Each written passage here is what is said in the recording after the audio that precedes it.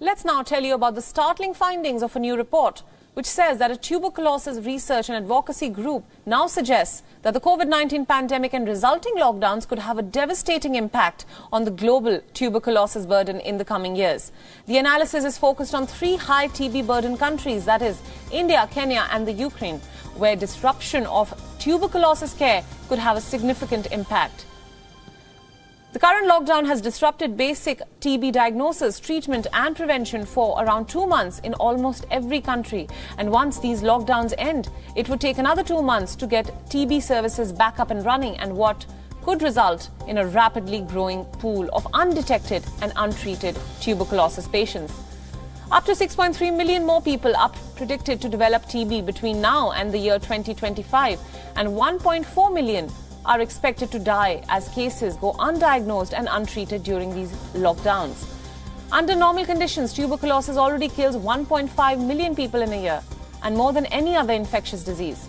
The past few years have seen a steady decline in tuberculosis deaths as a result of more services to treat the disease and prevent its spread.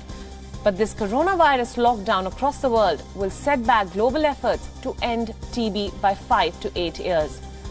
Meanwhile, in India, the number of tuberculosis notifications have dropped by 80%, as many people with TB symptoms are avoiding to visit hospitals during lockdowns. Even for those people who are battling cancer, the impact of the lockdown can be terrifying and life-threatening. Oncologists have raised concerns about delayed diagnosis of cancer and its stage migration due to fear of visiting hospitals amid the outbreak. For 56-year-old Anita Watson, diagnosed with breast cancer in stage 4 and undergoing chemotherapy, the coronavirus outbreak has cast her into even greater uncertainty. Worried about catching the infection, she also has to deal with the fact that the overloaded health services no longer consider her a priority.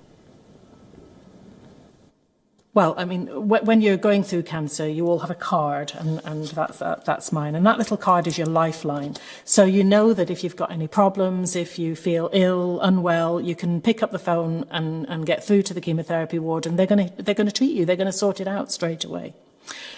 Now, with coronavirus and with them saying you're no longer priority, what that actually means is that, unfortunately, they, and quite rightly so, they have to treat the curable cases first. While COVID-19 restrictions have varied from country to country, many countries have implemented stay-at-home strategies lasting several weeks. And routine surgeries and procedures have been put off at hospitals in several countries as they adjust to treating the influx of patients with COVID-19 and other possible shortages of beds, protective equipment and other supplies.